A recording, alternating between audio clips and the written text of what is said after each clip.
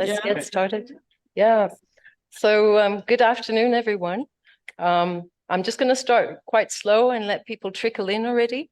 But just to like warm up the room and ourselves, I just want to know from you, like, how many people have taken a survey the past year? You yourself done a survey. Someone came to you and asked you questions. Who's done a survey? Yeah, you got to ask questions. I'm not talking about ratings. I'm just talking about a real questionnaire. All right. And did you wonder what was going to happen with your answers? So why was the survey relevant to you? Why did you do the survey? Something to think about, right? And then the other question I have for the room, so how many of you have actually had to make a survey the past years, maybe, and have someone else fill it in? How many have made a survey that somebody else had to fill in? Let's see, 3, 4, yeah, 5. All right. And did you wonder, am I asking the right question? Yes. All right, good. Then I hope that this session will address some of these points, right? It's like, what makes a survey relevant to the people taking it, to giving the answers, right? And what makes it also like relevant for the people making the survey? So how do you choose the right questions to ask?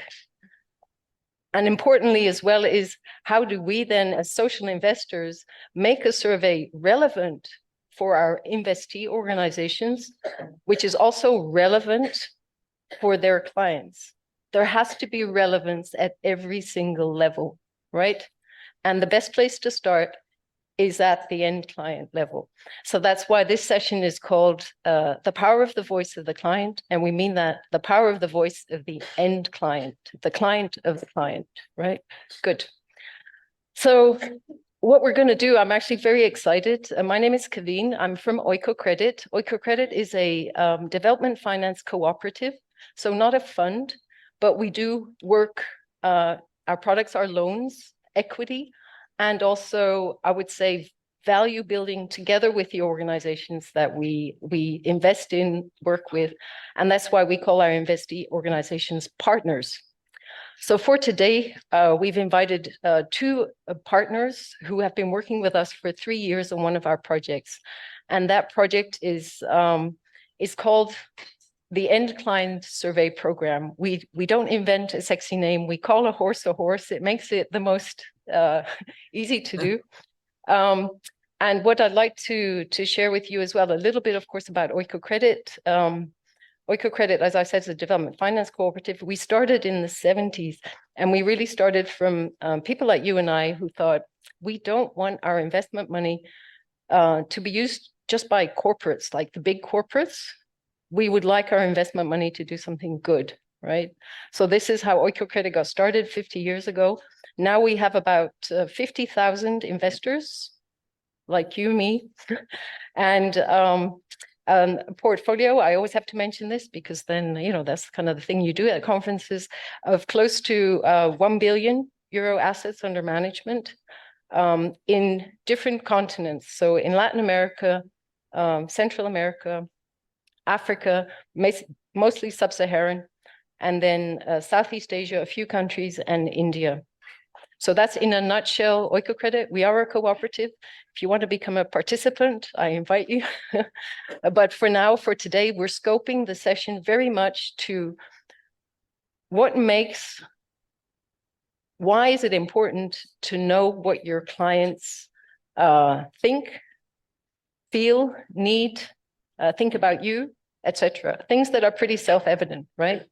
And I'm going way over time in my introduction, but I just want to mention one more thing, because I was in a session this morning and a lady from Kenya, and I forget her name, apologies, I've written it down, said, you know, one of the most complicated things is actually reporting on this, on impact. And why did she say it's important? It's the surveying is complicated. And then when you get the surveys, what do you do with the information? And one thing that's really important for the program that we're going to talk to you about now is that the information you collect needs to be actionable, right? If you're going to collect information like opinions from clients or whatever, if you cannot action that information, why are you collecting it, right? So this is also one of the key points. Right now, we're in the 3rd year of the End-Client Survey Programme. We have done other things previously, have succeeded, failed, whatever. We've learned from that. Technology is helping us.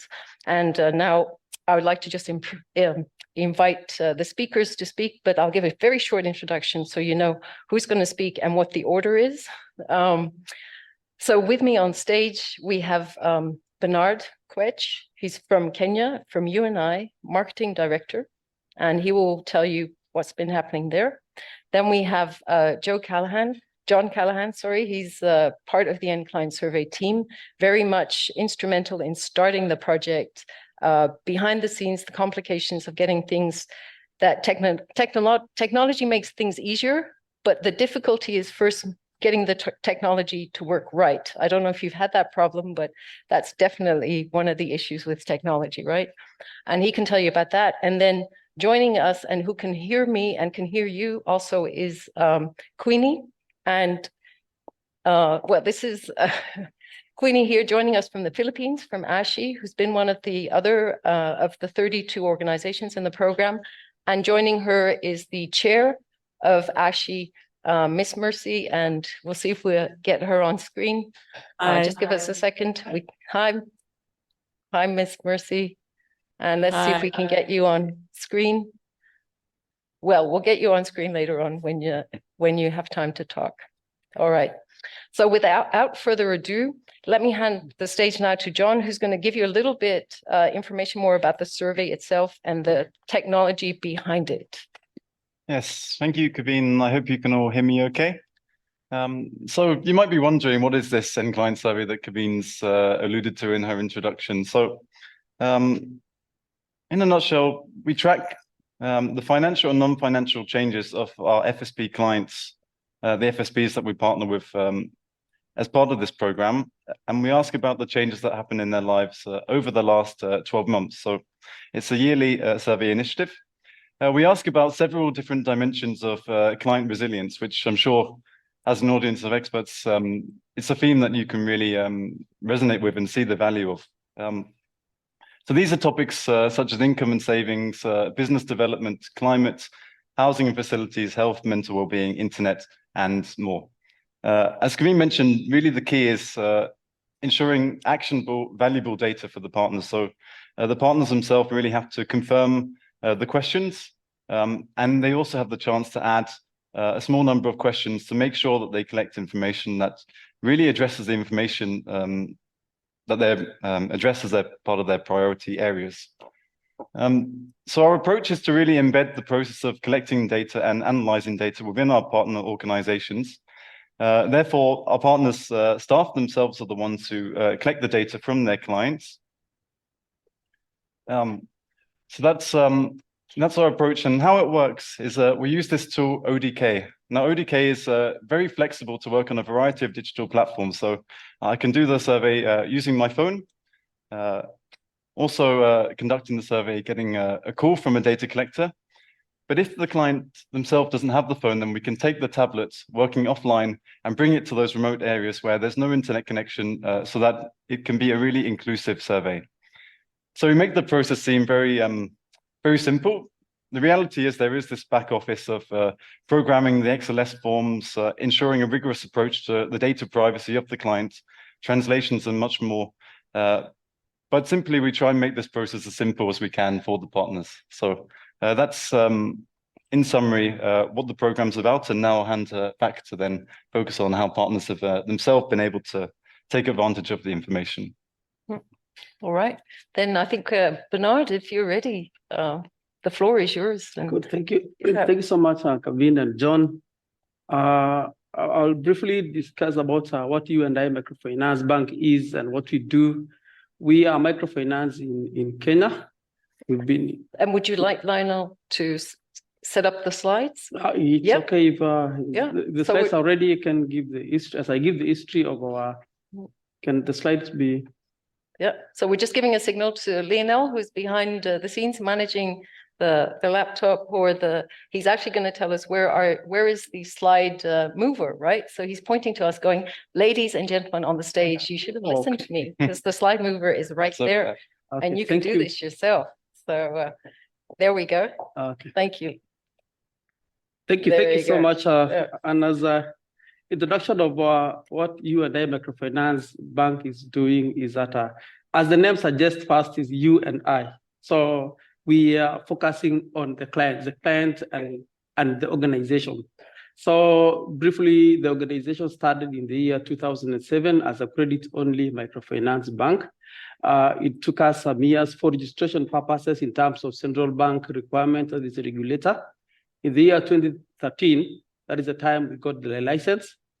And in Kenya, the licensing starts in community microfinance first before you do the national license. So we got the license of being a community microfinance bank.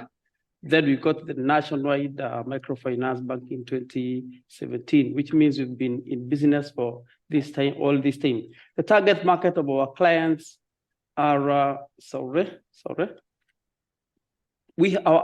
target market is generally MSMEs. We have women, we have youth in our bank. And geographically in Nairobi town, we have 2 branches, and we've been diversifying into the rural areas because we saw social and financial inclusion is a key thing. So that is the reason why we have branches in town, in the urban, and in rural areas. There are 2 branches. We are relatively still a small microfinance, and we are happy for the service that we offer to our clients. And in terms of the end-client survey, as Kawien is talking about, is reaching to the customers. How do we get feedback or data from customers? That is very important. We have information that the usual way and traditional way of getting information is by sending a credit officer to the field. You meet clients and tell us what they are saying. So there was no formalized and structured way of information delivery and data survey. In the year 2021, if you remember, just after COVID-19, the problem of lockdowns and the rest, getting the clients was not an easy thing.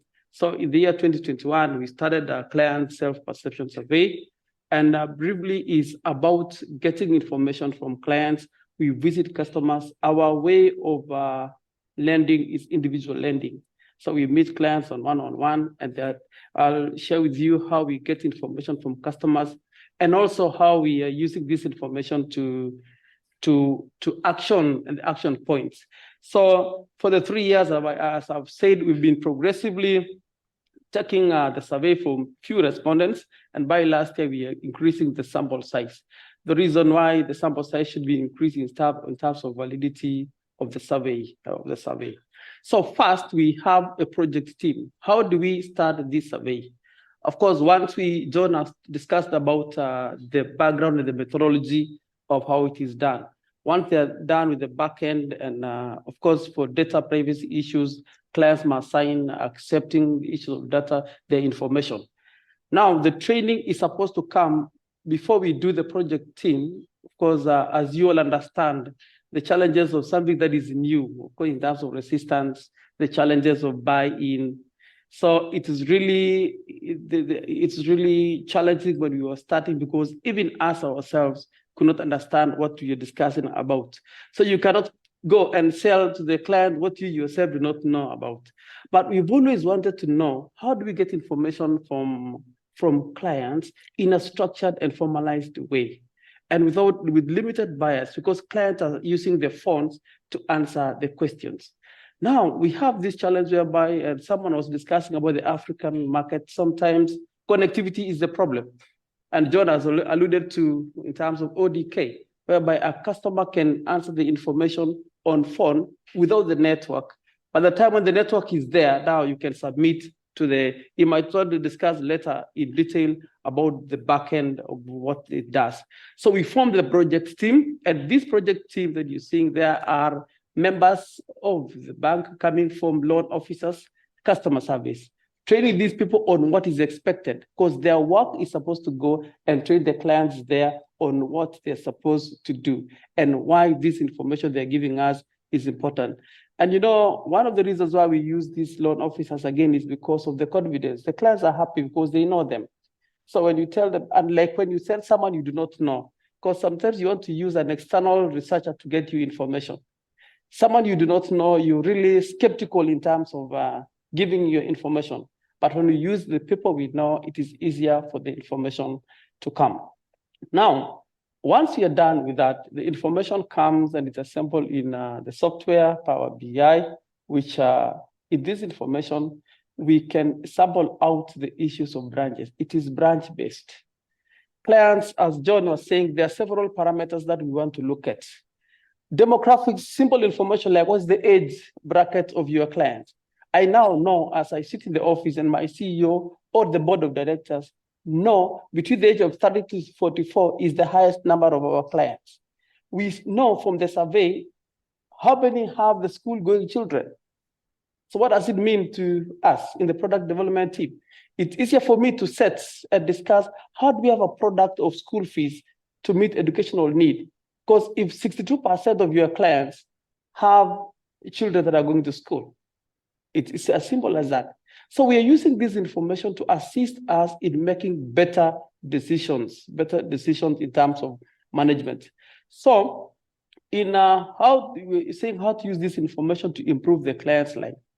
Survey is not about giving scores. And someone has said in the last session, it's not about rating yourself. You see, there's a temptation that we want to say, I'm fearing to score myself because if I'm scoring myself poorly, that it means you're not doing well in terms of social impact. And also social investors want to know how you are performing. The purpose of the survey is not to give you a score. It is to assist you in terms of improving your processes and procedures, to assist and change the life of the clients. Why are you in business? As a microfinance bank, and I have said it, the mission of the bank is economic empowerment. You're supposed to change the lives and livelihoods of your clients.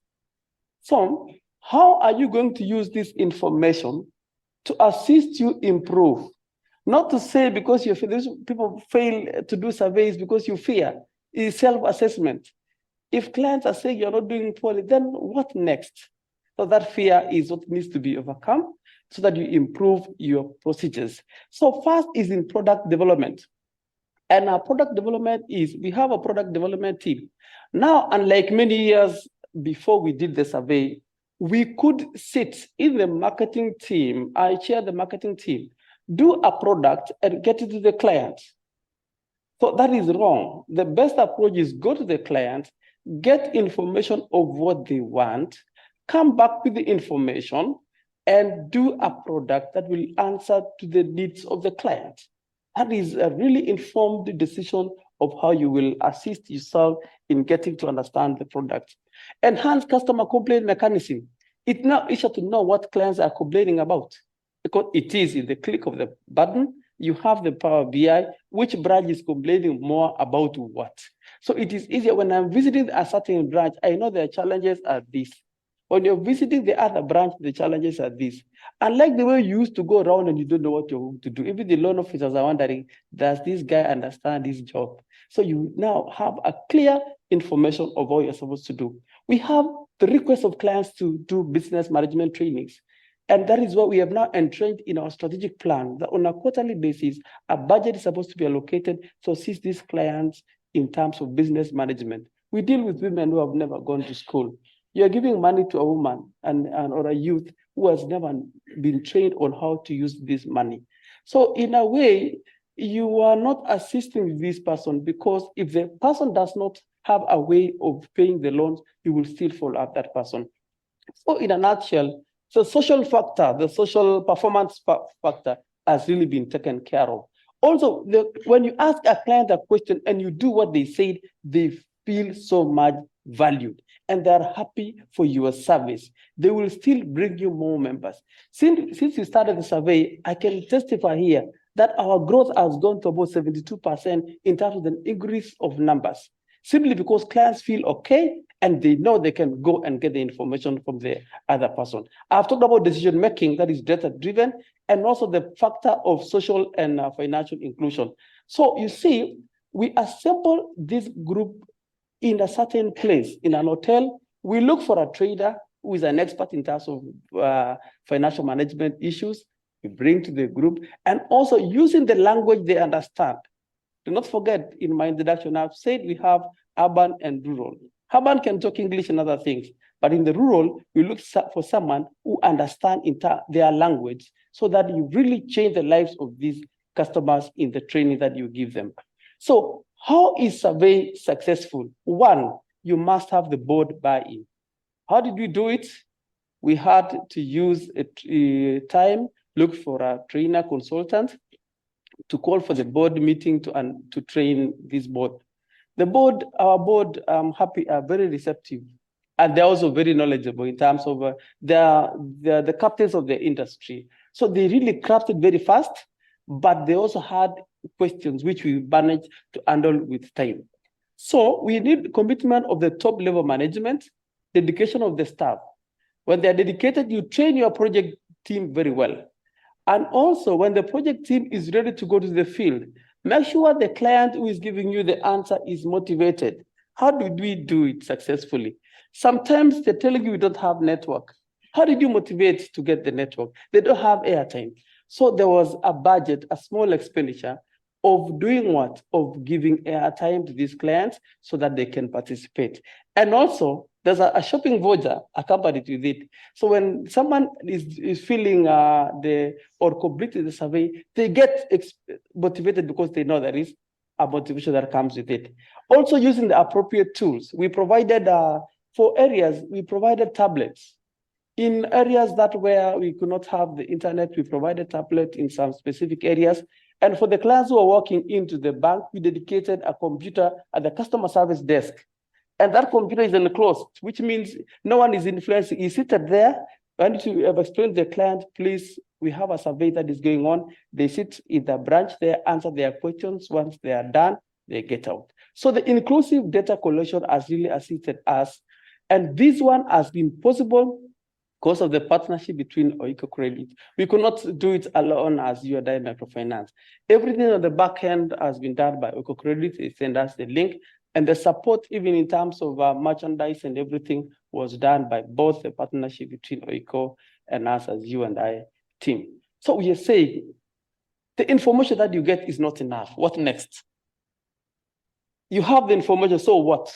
That is the, I wish I could ask the participants, audience. You have the information about this. So what next? Thank you. You analyze, so what? After analyzing, then? Thank you. There must be the action. I could have requested we clap for person one. Good, thank you. We are saying, get the information and analyze it so that you can make decisions based on what? Based on that information. So survey will not be successful if the information cannot be actioned. In the management, we have a dedicated specific team. If it's an HR issue, HR management is doing it, audit is working on it, finance department is working. Everyone has been entrenched, including the board of directors. And we are seeing this information as very successful, and we are happy for that. Thank you, Kawien. Wow. Yeah. Well, thank you, Benard. Yeah, thank you. There is time afterwards for questions, because I'm sure you want to know, well, did it all go 100% fantastic, as you heard now? But I'd like to take this time to then move across the ocean to a country that's already been profiled at this conference, the Philippines. And it's a real pleasure to have two people from ASHI joining us today, Queenie Rose Bebida, and she will start off with a presentation, and then we move to Miss Mercy, the chair of ASHI. And then when that's closed, we open the floor to questions for you, and we hope that we have a conversation then. So over to you, Queenie, go ahead. Hello. Thank you, Ms. Kawien. So am I allowed to share my screen? We can see you on the screen, but would you like to share slides, or would you like Yes. us to? You Can want I- us to? Can I share my slides? Yes, go ahead. Yeah. But the host has disabled me sharing my slides. Who is the host is the question. And I'm again looking at good friend Lionel at the back of the room to say, there we go. We're going to switch to host. Yeah. There we go. Yeah. Yeah. Brilliant. The floor is yours, Queenie. Thank you You're so on- much, Ms. Kawien. you're on the Okay, I can share my slide. I can still share my slide, sorry. Yeah, there you go.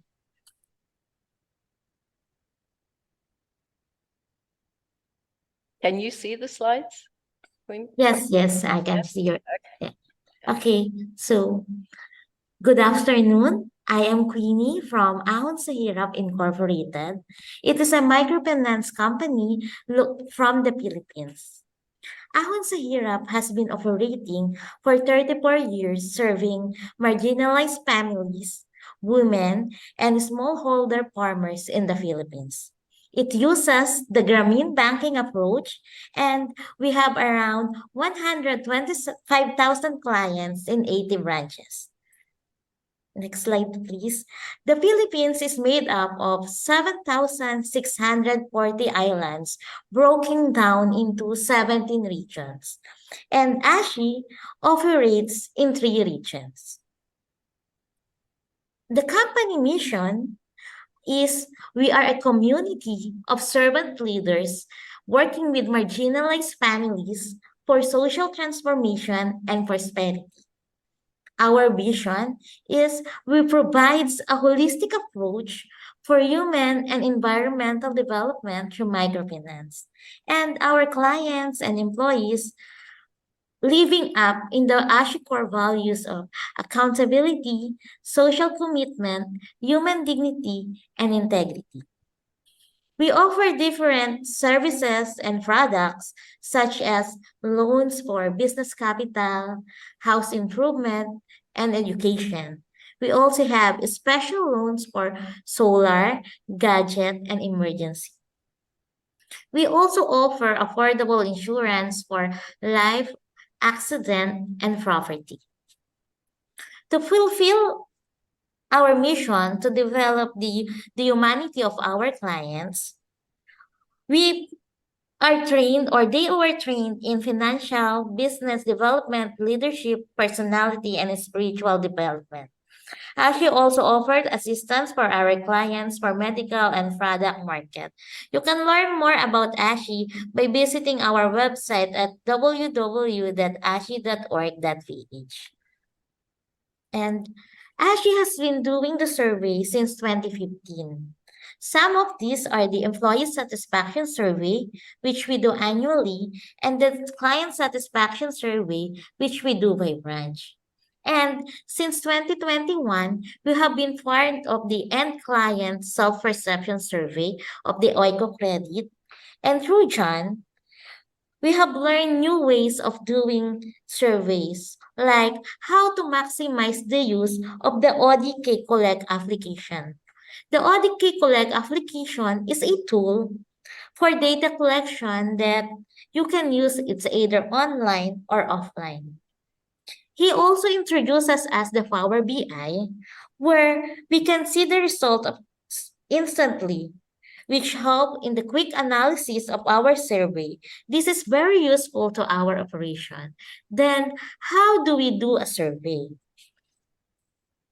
First, we identified the target respondents. For every survey, we at least have a base of 300 respondents. And the most crucial part of doing a survey is the development of the questionnaire, because we shall make sure that there is a uniform understanding of the question, and the translation has to be accurate, and the survey questionnaire should be pre-tested to make sure that everything is clear and understood. And last, we train those who will conduct the survey. In our practice, those who do the survey are not are not from the operation. They were not the loan officer or the development officer. This is to avoid a biased result. Then, here are some ways on how we use the data. In our latest survey, we found out that 78% of our clients had a little education. This led to the development of training programs like financial literacy, which help our clients to manage their business better. And we also have this peace training, which in the essence teaches our clients who we are, our responsibility to each other, and guide them on how to build their soul. It also makes them aware of the interconnectivity of people and the sacredness of life. In another survey, we found out that 60% of our respondents are 50 years old and below. Thus, it leads to development of the parenting seminar. This parenting seminar teaches our clients on how to take care of their families. We also have another survey that we found out that 60% of our clients are uncertain about their future. Thus, the assigned development officer, we assign the development officers to visit our clients to know and understand their problem. This is the team wherein they were going to visit a client on an island. They were going to ride a bangka, which will take them about 1.5 hours to arrive to their destination. And we also takes time to visit our sick and elderly member. There will also another survey that shows us that 77% of our respondents still preferred a weekly meetings. Thus, we assign development officer to serve one center per day to develop the community.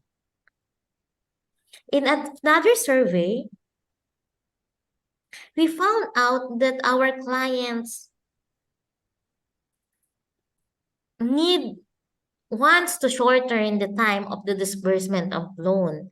Thus, we instructed the development officer to shorten the approval time of the loan, and it has been monitored by our MIS.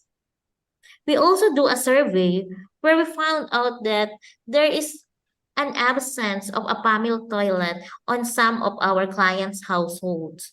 Thus, we partner with other organizations like Water.org. It is a nonprofit organization that offers help in improving access to safe water and sanitation. And also with Satu, a Japanese company that is selling better and cheaper toilets. And on another study, we found out that our first loan of 5,000 pesos was considered inadequate to start a business. This led to the increase of our first loan into 10,000 Philippine peso. We also have this study about insurance. We found out that our insurance subscription is declining. This opened up to an insurance loan which can be paid by our member weekly.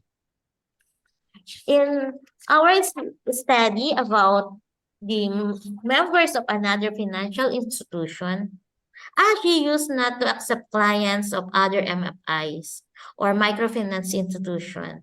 It is to avoid over-indebtedness.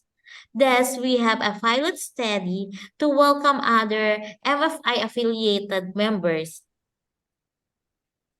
After 6 months, these clients were asked to choose between ASHI and the other MFIs. And we found out that 77% of the applicants prefer to stay with us and discontinue their membership with the other MFI. Thus, we are now accepting applicants from other MFIs on a condition that they decide after 6 months whom they finally choose to be with. And research has guided our decision all these years. And one more thing, doing a repetitive study every year helps to keep track of what is happening. Thank you so much. Thank you. Thank you very much, Queenie. Thank you, John and Miss Kawien. Right, then we've come to the end of the presentation from ASHI, and I do want to say it's quite amazing because we developed our survey together to keep it very simple, like not too long, right? And then when you hear all the things that came out of 23 questions, of which 6 questions are demographics, it's really amazing. I'm just flabbergasted sitting here and listening, having seen all these outcomes from just doing a survey, being sure it's done systematically, making sure it is relevant for the clients being asked the question, and then seeing how rich the actions are that that you can take as an organization. So yeah, Queenie, you have actually blown me away because I hadn't seen this yet. We have 32 organizations now. So so thank you for doing that. I think we're at the end of the official part. I have some questions like for John. I would like to still ask him on your behalf, but you can also ask him questions. Though, you know, you make the technology seem easy, right? And the visualizations of the data, but what were there challenges, or did it just kind of all go nice and smooth? Yeah, I think there are definite challenges throughout the process, and it's a learning process. Also for us at Oikocredit starting out the program, but also for our partners. I think one of the big perhaps stumbling blocks, or at least challenges, is to actually ourselves and our partners change perceptions about the appreciation of data quality. I think for sure all partners, when we start out the program, really are committed to using client feedback. They want to collect and act on client feedback to improve their processes, improve their social performance management, and many more. There's such possibilities, but many organizations are listening to client feedback from only a small number of clients at one time, and this is anecdotal. So they may be forming assumptions or opinions based on a number of clients that's not representative of either the total population or the particular even client demographic that the client came from, who gave those testimonies. So what we really try to nurture is an appreciation for data quality, and to actually, once we achieve a sample that is representative, and we give different options, but at least have some standards of representativeness. And we see that actually many of the assumptions that our partners have do get challenged when they actually compare with representative information. One example that comes to mind is we have one organization with a really strong focus on promoting savings, and they were kind of investigating and considering different mechanisms for how to really promote savings among clients. And one was to increase the credit dispersed to clients as well. But actually, through analysis, we found no statistical correlation between increased access to credit and increased savings for those clients who did the survey over multiple years. So this was a longitudinal study. So with this, the partners now looking to change their approach and consider other options to really promote that savings focus. But really working with partners, I see many examples like this. So really appreciating the value of data is really good. And one other thing that I think of when I think of challenges is actually convincing of the value of the tools. So through this presentation, we've used ODK, Power BI, these data visualization tools, which are expensive, especially for partners who are beginning this data collection process for the first time. Now, through the End-Client Survey, actually, we provide these tools for the partners so they get this kind of trial to actually see the value. And I see that really benefits because after the first year, they're really committed and indeed see the value. And even if they don't have a representative sample, see what's possible with a larger sample as well. So they're really motivated. But unless you've seen the value, some of these technologies can be off-putting to adopt if you're just starting out in this process of collecting client feedback. So in the interest of setting up a conducive environment for actually beginning this process, actually access to these tools is really important as well. Thanks, John. And it kind of related on that same theme, Benard, we hear a lot, and also in this conference, we heard about innovative technologies, right? And that they're kind of disruptive. What would you say would be like the most innovative part about this end client survey? There are many surveys, and was that disruptive for you, or how did that work out? Very in a positive way, because we are talking about, I was in my introduction, talking about how we used to collect information. It was not formalized, not structured. An officer telling you these customers are saying this and what, no documentation and nothing. So the innovation is amazing and also disruptive, because the cultural and the attitudinal change of how we do business. Now I can sit here and know what the client talked about in 2021. It is amazing. Instead of sending someone to tell us what these customers are feeling, and they will give you a different information. Of course, a loan officer can't tell you exactly what the customers are saying in terms of complaint. So this survey is specifically the innovations in terms of the Power BI and the visualization. You see, these are graphs, very simplified graphs. You can see the age factor, what clients are saying, customer experience. If you're talking about how many customers are satisfied or are happy with positively impacted by your service, 82% coming there. How many customers are doing this? It is easier for us to sit and make proper decision based on a visualized data that is there, a data-driven decision. Two, in terms of innovation, is what John is talking about, ODK. You realize the challenges that we really have in some parts of Africa in terms of connectivity. Now, as we improve the survey, you can be able to do your survey offline. Then when you go to online, then the survey does what? That is amazing. And there's not time limited. You can't say you do it in the morning and the survey expires. When the network gets in the evening, when you come back home from the field, the network does what? The information gets. It's extremely amazing. Thank you. Thanks, Benard. And I think that the fact that the data, indeed, you can collect it offline has been so important for ASHI. For those familiar with the Philippines, you have many islands and many places that are offline, off the grid totally. So I'd like to move to Miss Mercy for a question for you. We've seen actually what you've already done, and that was one of my questions. So I don't think you need to answer that, but maybe then the next question is, what advice would you have, Miss Mercy, to give to ensure that client surveys truly contribute to the proving that your work contributes to improving lives of people? And what kind of advice would you give to other organizations that want to follow what you've done and shown us that you've done today? So what is your advice to other organizations that want to do a similar thing? Hi, hello. I would really advise them. Can you hear me? Yes, we can very hear. loud and clear. We just want to see you on screen. So let's see if we can get you on screen. But go ahead and keep speaking. Yes, absolutely. Yeah.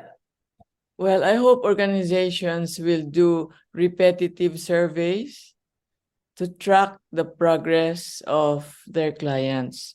That's what we do, no? So over time, we know what is happening on the ground and what's happening with their lives.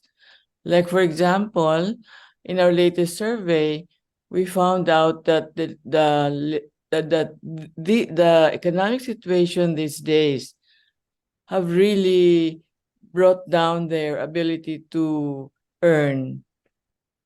Where before, like about 2 years ago, they were doing much better.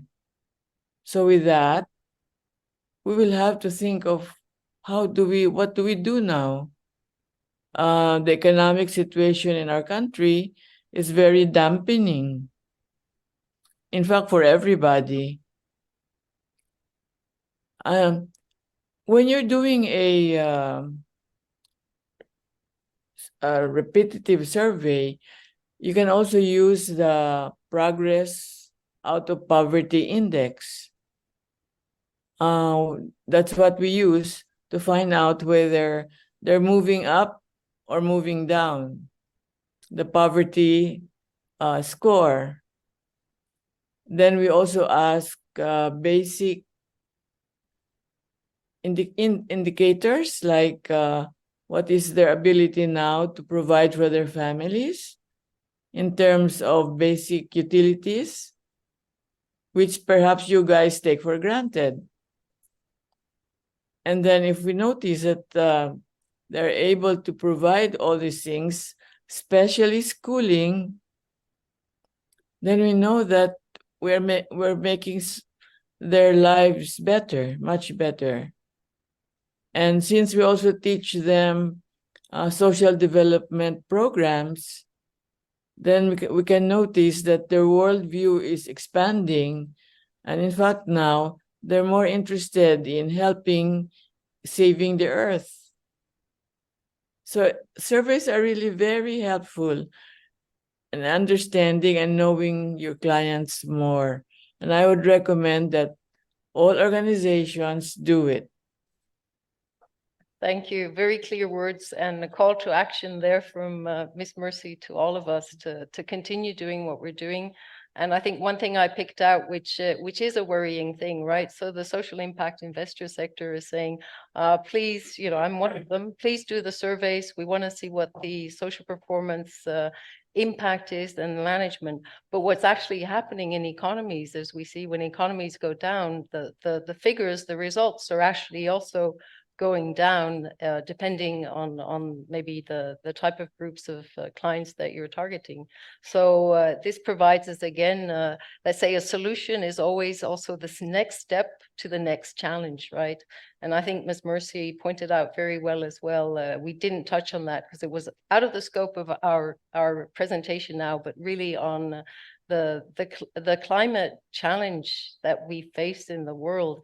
And we see that in our surveys. We didn't touch on it, but we see it. We see it. It's right in our face through all the surveys. So we are working on this behind the scenes, or actually in front of the scenes.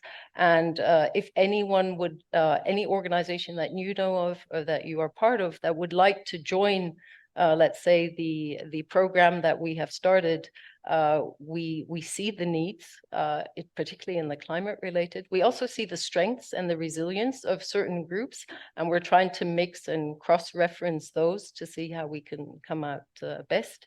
But like I said, we've solved the problem of doing surveys, right? We've got this technology that works really well, and what it does is actually reveal things that are going well, but it also reveals very strongly some of the not new challenges, but really the acuteness of the challenges that certain people in certain areas of certain countries face more than in other countries. And you see it, it is right in your face. There is no denying this anymore. So with that, we've come to the end of our speaking to you, and we'd really like to hear you speaking to us. So the floor is open to you if you have any thoughts that came to mind, or critical, or whatever. Please feel very free to ask your questions or give your comments. And we have a mic. Thank you very much for bringing that forward. Yeah. We start here in the front, and then we can move back. Yeah. I'm Ruhidas from Bangladesh. Yeah. I think it is interesting, and really it helps a lot when you know that what is really current clients are benefiting or not, they are liking our program or not. I would like to know, he said, our Kenyan friend, he said that he's hiring a consultant and also for collection data. Is this your staff or also hiring staff for collecting data? It is your own staff or? Is it your own staff? And what is the sample size? Okay, the way we collect information is that we involve, once we train the project team, we have loan officers, we have marketing department, and we have, so because it is a linked base, you send the link to the client to do the survey on their own. So our work facilitation is only from the staff. But when it comes to the answering and the completion of the survey is from the customer. So we are using internal, no one is coming from external. Yeah. And Queenie, Miss Mercy, would you like to answer that question as well? You had a Yeah. different approach. Yeah, we also do the surveys internally because we have already some amount of experience doing it, no? And this, for example, in terms of sampling, you have to be careful about it. The sample size will depend on the accuracy that you want. Usually we find 300 just sufficient. Yeah. But you know, I would like to tell you about our latest quandary. The inflation in our country is going berserk, and our clients are getting poorer. So, but at the same time, our the expense of running a business is also increasing because the interests are going up. Now, should we increase the interest of our loans or not? Well, our mind says we should a little, but our heart says, no, you can't do that. They're poor already and everybody's having a hard time. So we're just taking it as it comes every day. That kind of decision, you know, it came from a survey that they're really having a hard time. Mhm. Yeah, thank you. Yeah. And I saw some other hands up. Who's in the front? Yeah. Thank you. And thank you for the presentations and telling us about your programs in Kenya and in the Philippines. My question is, how often do you conduct the survey? I saw one that said annually or by branch. That was for the Philippines example. And are you tracking the same clients? You say you do a repetitive survey. So are you able to identify a year, if it's a year by year, how your clients is doing? And normally, I guess the life of a loan would be a certain amount of years. So it matters, I guess, if you do the survey once they're a new client or if they're a repetitive client. And one would also expect that these clients would soon leave the system, meaning they've gotten maybe the seed funding for whatever business they have, because I don't know about the business in detail. I'm a researcher, I'm not in the field, but I'm very curious to know, is it a good thing if we still have the same people participating in the survey 5 years in? I don't know. What is it positive? Are we looking at general trends for everyone? And then we don't know if it's the same people we're speaking to. Yeah, That's my question. Yeah, very good questions, and I'll try to be really brief about it and just speak on behalf of everyone. So correct me if you want to say something else or add something. In general, we started the survey with the idea we need a large enough sample group that we can disaggregate and then maybe keep the same clients to survey the next year, right? From experience with surveying, you know that this is a very hard thing, right? So from PPI, you know that you get 200 the first year, then 130, then 20, you know, that kind of thing. So what we've tried to do is make it possible to do both, right? So there are some organizations, we have 32 now. We're very lucky that the 5 who started in 2021 are still with us. Everyone can choose, every organization, do you want to do it still next year, right? We do it annually. But if it's not relevant for them, then I say, please don't do it. We don't want you to do something that doesn't make sense for you. So we have 32 organizations. We started with 5, then 20, then this year 32, 34. We're still finalizing with some the survey, and then next year we'll go for more. But what we try and do is make a large enough survey sample. So you heard from Miss Mercy, and ASHI, I think, has quite a lot. So John probably knows. Yes. The last 2 years, there's been in excess of 3,000 responses collected across 10 branches in ASHI. Yeah. So and UNI is a bit smaller, so they've got a slightly smaller sample. But what happens when you have such a large size is that you can actually choose. It's a luxury problem from a researcher's perspective, right? You can choose, do we do the same survey the same clients or take them out and do a separate year-on-year survey? And what we're trying to do is our first, there's lots to say, but our first and foremost important thing is that we service, and I'm talking about Oikocredit's team, that we service our partners well. So we service you and I, that we service ASHI well. That's for us the first and foremost. The second thing is then to say, all right, how can we then do additional research that provides additional insights to a particular organization if their data set is strong and sturdy enough to do that with, right? So we are doing that with another organization that's been with us that also has collected 3,000, and then we're mixing it with their MIS data, right? So what we're collecting, we say one of the things that we should not collect information that is already in the MIS, right? We do that for some demographics, and we do the relationship ID of the clients, so then we can trace them. But other than that, we should not be duplicating information that is already collected somewhere else. Let's combine it. And I'll stop there because I'll talk too long. Then we have another question. Yeah. No. Thank you very much. I am, I have followed your work already.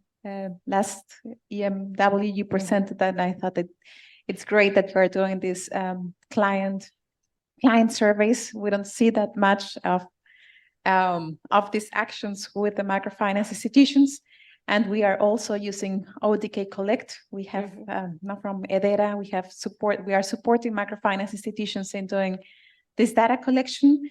And I see the experiences from both microfinance institutions. And I'm curious to know about what challenges did you have internally in conducting the surveys, and also how is the selection of the loan officers that are going to do the surveys.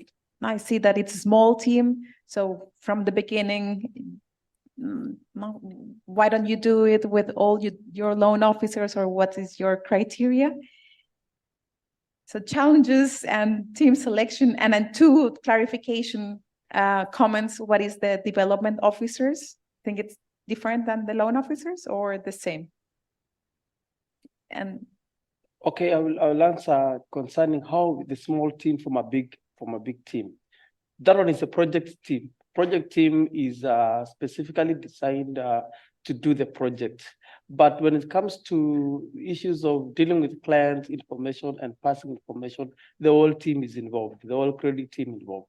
But the project team selected per branch, we form a team in terms of facilitation, training, and the rest will be guiding the rest of the team.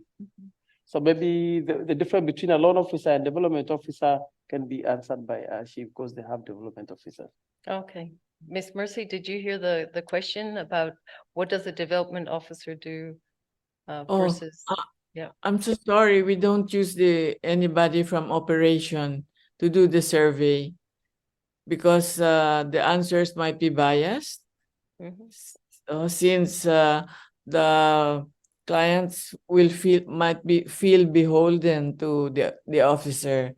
What we do is we train from other departments, like from the HR or from the IT department. We train them to do the survey. And now with the device that John has taught us, it's too easy to do a survey. Before it was difficult because you had to ask it from a piece of paper, and you had to teach people how to ask the survey, intonation, and making sure it is said the right time all the time. Now, there's no need for that because with a machine, the question is always the same and there's no intonation needed. All we need here is that the respondent must know how to read. So we give them the device, they answer it, they punch their answers, and voila, you have already data coming out of that machine. so what have been the challenges that you have had? Well, I think the challenge is more like with technology. So technology is sold as the answer to everything, right? But I said before that the challenge is really fitting technology so it serves your purpose, right? And I think the challenge, so you have different technologies that can do different things. One is ODK, which is used by WHO as well, big. It's fantastic. I really like also the team there. So if anyone's looking for something, go to ODK, give them a little promotion there. The other one is once you collect data, you could either decide, all right, we're going to visualize it ourselves, but you want to automate the visualizations, right? So to get that done is a trial and error process, right? So you have to try, you do things. So Power BI is set up a certain way. Others use Tableau. But we needed different things that the technology actually didn't offer. So we were pushing even the frontiers of the, let's say what the software was set up to do. And a lot has to do also with data security, but also access rights. To make things simple, you first have to really go through a lot of difficulties in establishing that. And it's a bit of trial and error, but if you plod through and get the right groups together to work on it, and it sounds a bit and I'd like to give you a good example. We should have probably shown you the interactive Power BI dashboard. So there's an interactive Power BI dashboard that different people can answer from different organizations, much like you have from the World Bank information that you can draw down, right? But this is updated then from the surveys that come in, and it goes seamlessly, right? So getting that to work seamlessly is a development, and none of us working on it are developers. So this is also a nice thing about technology. Now you can actually work on it without being a developer, but you still have to do trial and error. Yeah, and not give up. I think that's another one. It's not good, but we started with a 2-person team, much like a blank sheet of paper, a very, very, very tiny budget, 14K for, all right, develop this. So that was it, you know. So we started that, and we had like-minded organizations that were just kind of, well, it sounds a bit crazy what you want, but you know, Benard was like, well, let's give John and Kawien a chance, right? So let's do this together, because Benard knows his clients. We don't know the clients. Benard knows the organization, the board, convincing the management, and then delivering information that for me, it's like bringing the client to the boardroom, right? The voice of the client to the boardroom and evidencing it. The boardroom wants, you know what they want. You're probably some board people yourself, right? You want diagrams, you want red lights, blue lights, green lights, and you want to be able to make decisions that are evidence-based decisions. So we bring that to the boardroom, but at the same time, we're bringing the voices of the clients to the boardroom so that the decisions that are made are for the benefit of the client at the end. Yeah. And if you do that with like-minded organizations and who are open-minded about doing some failing along the way, then you can get there. Yeah.